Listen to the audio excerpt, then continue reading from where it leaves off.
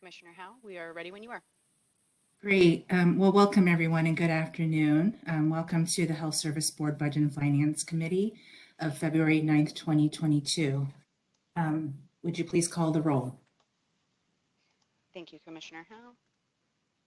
Agenda item number 1, call to order at 12:02 p.m. And agenda item number 2 is roll call. We have Commissioner Howe, Chair. Present. Commissioner Chris Canning, Vice President. Present. Commissioner Breslin. Present. And we also have another board member, Commissioner Follansbee, on the call as well, which may have some technical audio, but noted for the record. Great. Thank you very much. Agenda item number 3, please.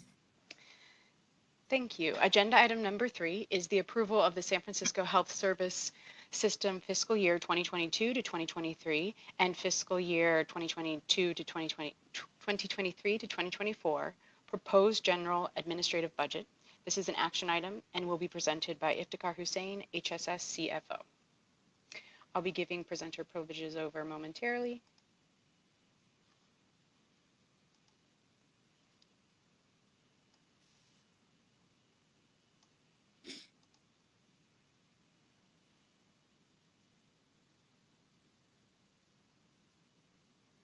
All right, so I've got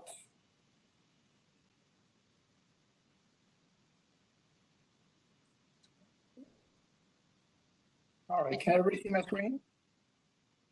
Yes, thank you. Perfect. All right, I got like 4 screens on my list. So it's enough to kind of launch a spaceship to Mars. But all right, I'm managing all of them, and let me know if you if you have difficulty seeing any the presentation. So so in the material that's posted, there's a Word document and a PowerPoint document. I would like to walk you through the PowerPoint document and highlight some items. And after the presentation, then we can open it up for questions and public comment. I did make some typo corrections in the document, and as I go through the document, I'll point those out. In the general fund presentation that I cannot find now. Oh, in the general fund presentation on page, the corrections were on page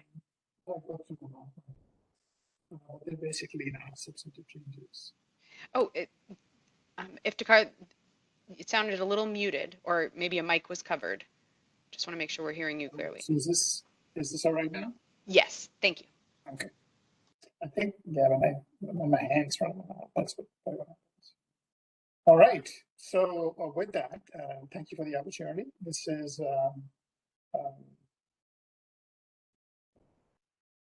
yeah, my first time actually presenting a budget, and so the budget for my background. It really is on the provider side, and this is really a good opportunity to kind of see from the plan administration side, you know, how the business process works, and get closer to actually the members who are receiving services. So with that, I'll start with the general fund budget. The context and background is every year we do a 2-year budget, and so I'll present both years here. And last year, the mayor of the city and county had a budget deficit, so we were required or asked to cut. This year, we're not being asked to cut, but we can also ask for new things, and instead, what the mayor has asked us is to reprioritize within our budget. The recommendation I have here is to approve the budget as presented. We are going to ask, as we go through the presentation, for some requests. We've been had discussions with them to go over some requests that I'll share with you. And if the mayor's office approves it, it will become part of the budget. And we will update you after, once we know if they have been approved or not. But we will not come back for a second approval. Some more background. The mayor's priority is really the vibrancy, the recovery of the economy, and the reprioritization and focus on core services, accountability and equity. So that is what we try to follow when we build this budget for you. The thing to note here on this slide is on this you see that the worst funding problems are basically back in the current fiscal year. We think so the mayor's projecting a recovery in a surplus in the next 2 budget years, but then they're also expecting that the surplus will disappear after that, and hence the need to reprioritize within our budget and not ask for increases that we would have to reverse once the surplus goes away. So this is the first 2 columns on this page. This again is from the mayor, shows the surplus. And what I said earlier is that it then runs into a deficit after that. Okay, so what I am presenting to you today is the general fund budget in this presentation. Our impact on the city and county is really made up of 4 pieces. One is the benefits that we negotiate for all employees and the retirees. The net cost of those programs is about $845 million a year. And so you don't see those. So the city and the county pays for those. But those are not in the budget that we're presenting today. So just keep that in mind. The other thing that we manage is the Health Sustainability Fund. That's a fund created to improve services and to lower the cost of health benefits, affordability. So we have various projects within the Health Sustainability Fund that we fund with a $3 PMPM charge that is built into the rates that the county pays. And lastly, the trust is basically the ins and out. This is the premiums coming in and being paid to the plans is what we manage. So that's a pass through, and it doesn't really show up in our budget. All right, so this is the general fund budget request to the mayor. You could see there's a lot of numbers on this page. The first column of numbers is our proposed budget. The second column has the changes from what the mayor had given us as a base budget and the net to zero. And then the second to the last column is the second year of the budget. So the key takeaway here is that we are proposing a budget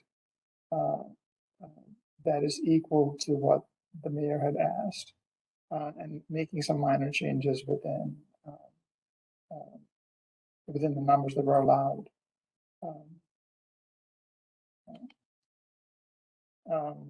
In terms of FTEs, again, no changes in FTEs. The general fund has a net budget of about 47 FTEs. That is net of a 5 FTE vacancy allowance or attrition allowance that's built in.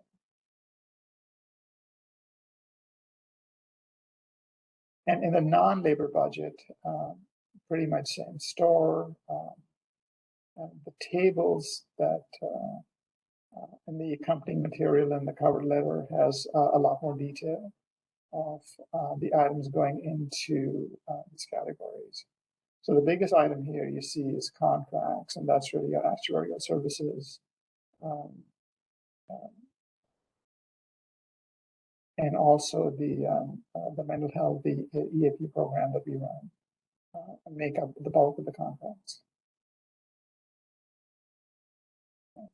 So our ask to the mayor is to some enhancements to our employee assistance program with for first responders, where we actually have services on the scene, the first responder and the critical incident report, and increasing the number of visits. This was something that the first responder, the sheriff, fire and police wanted, so we are accommodating the request. And as I said earlier, the mayor had asked us to hold off as they decide, what items to fund for next year. So this is in our request. The second item is a 1.7 million transition of wellness and communication back to the general fund. We've asked that be done over 3 years, about $600,000 a year. And that allows us to keep reinvesting and taking on newer projects in our healthcare sustainability.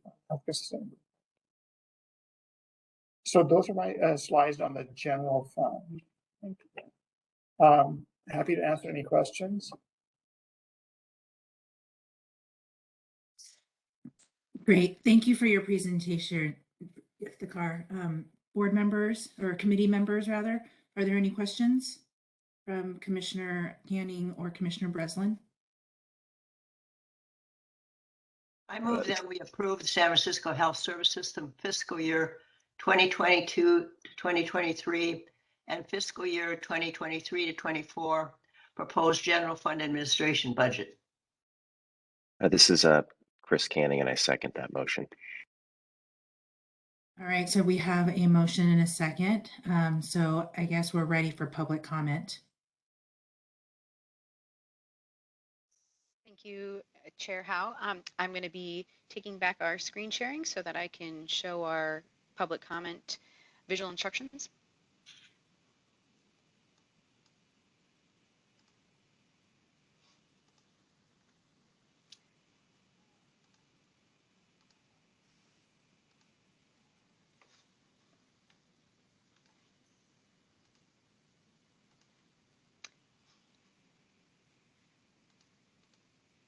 It looks like those are coming through. So, public comment will be available for each item on this agenda. Each speaker will be allowed 3 minutes to comment in length unless the board chair deems new public comment time limits during the meeting. All public comments are to be made concerning the agenda item that has been presented. As a reminder, a caller may ask questions of the policy body, but there is no obligation to answer or engage in dialogue with the caller. When I welcome you on the call, you're encouraged to state your name clearly, although you may remain anonymous. When your 3 minutes have ended, I will thank you for your comment. You'll be placed back on mute, and the moderator will unmute the next caller. Remote viewing is available via the online platform WebEx. Opportunities to speak during the public comment period are available by dialing the number on the screen. The dial-in number is 415-655-0001. Again, 415-655-0001. When prompted, use access code 2491-484-1791. Again, 2491-484-1791. Then press pound and pound again. You will then enter the meeting as an attendee on the public comment call line and dial *3 to be added to the public comment queue. When the system message says your line has been unmuted, this is your time to speak. For those already on hold, please continue to wait until the system indicates you have been unmuted. Our moderator will notify us of any callers in the public comment queue. Board Secretary, we have 2 callers on the phone line. 0 callers have specifically entered the public comment queue at this time. A reminder to all callers on the line. You must dial *3 now if you want to join public comment for this specific agenda item.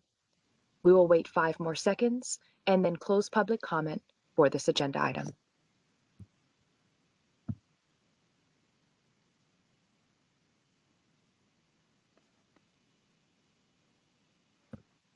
Board Secretary, there are still no callers in the public comment queue at this time. Thank you, moderator. Hearing no further callers, public comment is now closed. This is Commissioner Howe. Thank you, Holly, and thank you, moderator, for that. All right, so let's, so this matter has been moved and seconded, and there's no public comment. So let's take a vote, please. All in favor, please indicate aye. Aye. Aye. All opposed, nay. All right, it passes unanimously. Thank you. Agenda item number 4, please. Agenda item number 4, approval of the San Francisco Health Service System fiscal year 2022 to 2023 and fiscal year 2023 to 2024 proposed healthcare sustainability fund budget. This is an action item and will be presented by Iftikhar Hussain, HSS CFO. I'll be passing over those presenter privileges momentarily.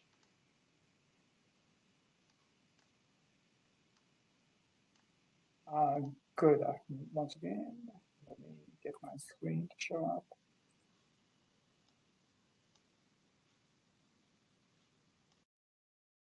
All right. That's coming through. So people can see me, everyone can see my screen? Okay, good. So I'll kind of walk you through these slides also. And again, there were some minor corrections made on pages 2 and 8 in this document from the material, in the early material that was sent to you. Okay.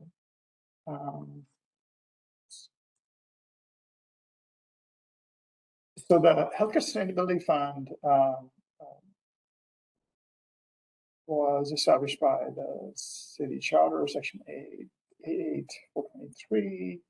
It is focused on improving initiatives to improve member experience and mitigate the rising healthcare costs and invest in the well-being of the members, which in turn leads to, if working effectively, would lead to a lower cost.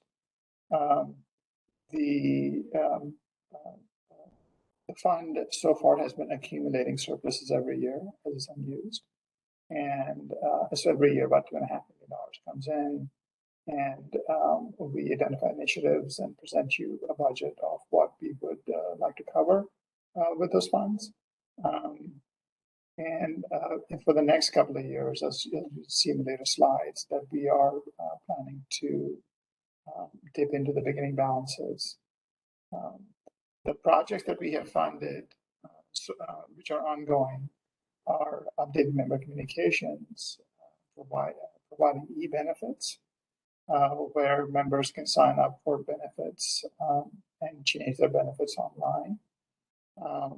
An integration of CRM, which is basically customer relationship and follow-up with our voice services, and analytic support for building an all-payer claims database.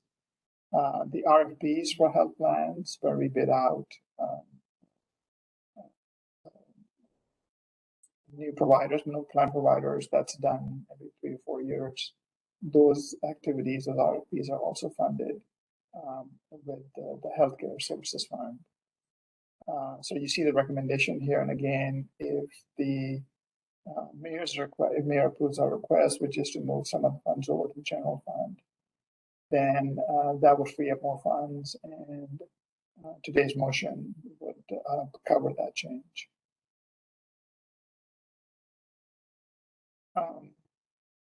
So the Health Services Fund, the impact, this is the same slide as we saw in the general fund. The Health Sustainability Fund is funded with the $3 PMPM charge. Annual revenue is about $2.5 million, but we have a balance built up, so we have the ability to fund projects over the $2.5.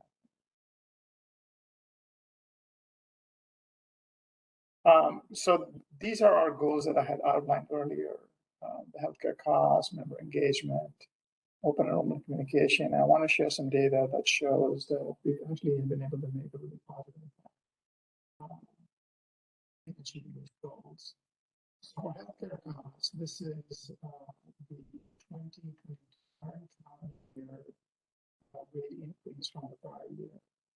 And there's a lot of numbers on the slide, but what you can see that the effective rate that we were able to get across all plans is about 1.28%, which is a lot better than the inflation benchmarks. So the low benchmark is 4.2, the high benchmark is 6. And we've been able to really free up funds for the city and county by negotiating a very favorable rate last year. One of the things that leads to the lower rates is lower experience and lower healthcare costs. And one of the primary things we've done is to increase member engagement. And the more engaged the member is in the healthcare, the lower the cost of healthcare. And so this is a study cited that shows like a 21% possibility opportunity to reduce healthcare costs through patient engagement. This next slide shows what our engagement scores versus the regional industry average. And you can see that after the first year, we've been able to achieve very, very high engagement scores in the 80s and 90s. There is still opportunity for improvement in total health assessment and lifestyle, and that those efforts continue. And our goal is to get that up. But yes, so this really speaks to the success of our communication and wellness efforts. The e-benefit that I had mentioned earlier, we adopted about 2 years ago, and you can see a very rapid adoption in e-benefits. The blue line, which is paper, has gone down to about 1,000, and some people will always prefer paper, but you can see that the bulk of the members have shifted. So here is the Hsf budget summaries, and the material that I had was sent ahead of time. There's an extra column that shows the current year budget, which I removed because this is too many numbers. So what this shows is you can see the $2.5 million coming in from the $3 assessment, and you can see the carry forward, which is just an unspent balance from the prior year, making up the total sources of funds. So our proposal is to spend about $2 million, which is about 9 FTEs on labor, and then the other initiatives I'll get into a little more detail in the following pages. So about $4.5 million and $4.2 million spending plan for the next couple of years each, and that would leave an ending balance of about $300,000.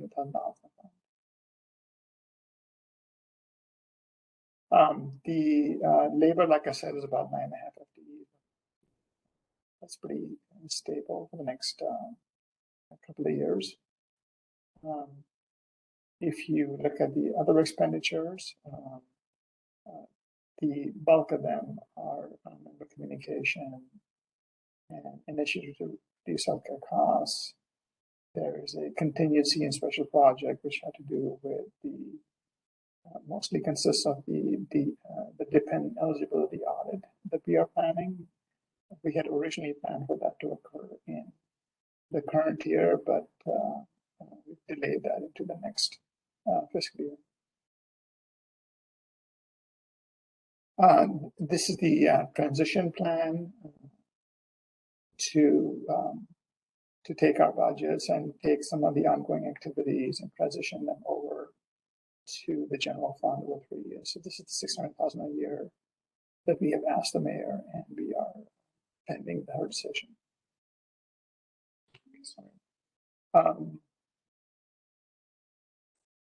Yes, that's the end of my slideshow. I'm happy to answer any questions. Well, thank you, Iftikhar, for that presentation. I guess the good news of this fund is that we're achieving better outcomes. I guess the bad news is that we're running out of money, or we project that we'll run out of money. But it's great to see that our outcomes are so much better than our benchmarks. So, which is great for our members. Committee members, do you have any questions for Iftikhar? Yeah, I have one question. On page 8, you talk about transition costs to general fund. What exactly does that mean? These costs would no longer stay in this sustainable benefit? Yeah, so the goal there would be that we would transition some of the communication and well-being efforts into the general fund, because our intent, we've seen results and we think that they should be ongoing. And that would free up more funds. So yeah, so then we would have a greater surplus in this fund that would allow us to take on more projects. So the funds don't transfer, just the activities would transfer. Yes, correct. Okay. All right. Thank you. Thank you, Madam Chair. This is Chris Canning and thank you, the CAR, for the presentation. Is very informative. At this point, I'd like to make a motion that we approve the proposed Healthcare Sustainability Fund budget as presented. Second. All right, this is Commissioner Howe. We have a motion and a second. May we have public comment, please? Thank you, Chair Howe. I'll be taking back our presenter privileges and displaying our public comment instructions.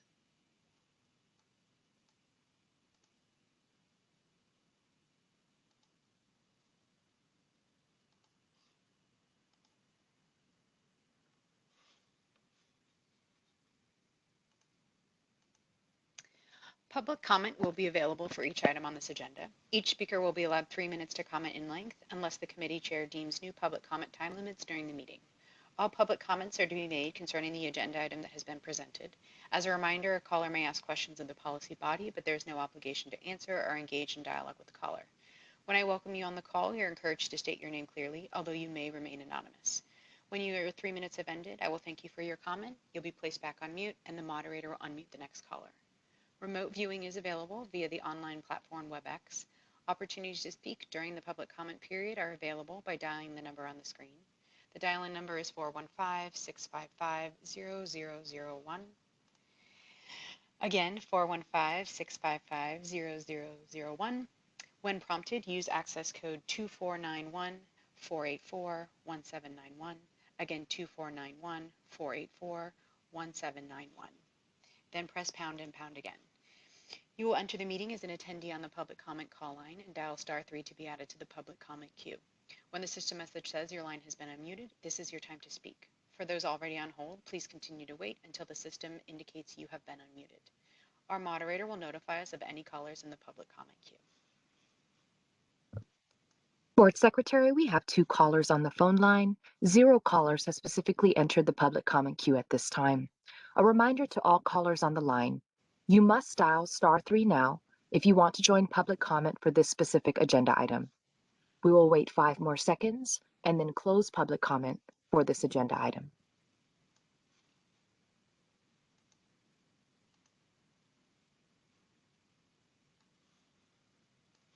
Board Secretary, there are still no callers in the public comment queue at this time. Thank you, moderator. Hearing no further callers, public comment is now closed. Thank you very much. This is Commissioner Howe. Thank you for that. So we have a motion and a second. Let's take a vote, please, on this item. All in favor, please indicate aye, and all opposed, nay. Aye. Aye. All right, this matter passes unanimously. Thank you very much. So agenda item number 5, please. Thank you, Commissioner Howe. Agenda item number 5 is general public comment. And this is an opportunity for members of the public to comment on any matter within the board's jurisdiction, including anything that is not on the agenda or requesting that the board place a matter on a future agenda item. I'll be displaying our instructions visually. Oops.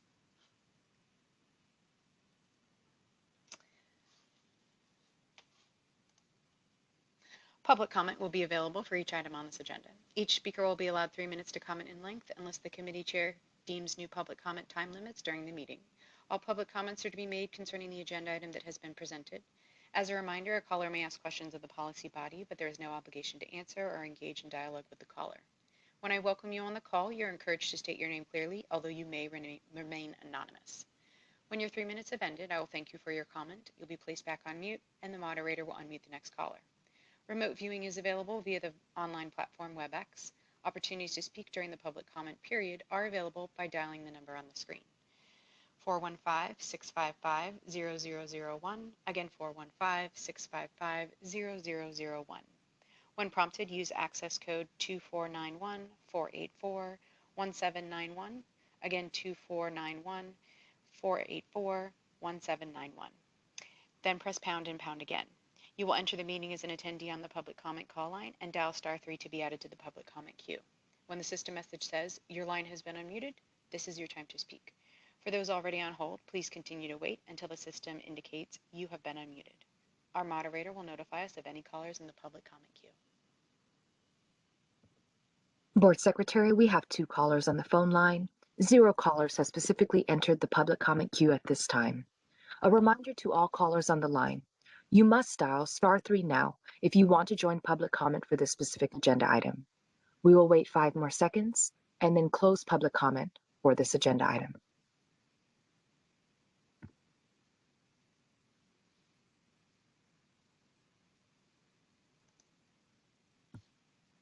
Board Secretary, there are still no callers in the public comment queue at this time.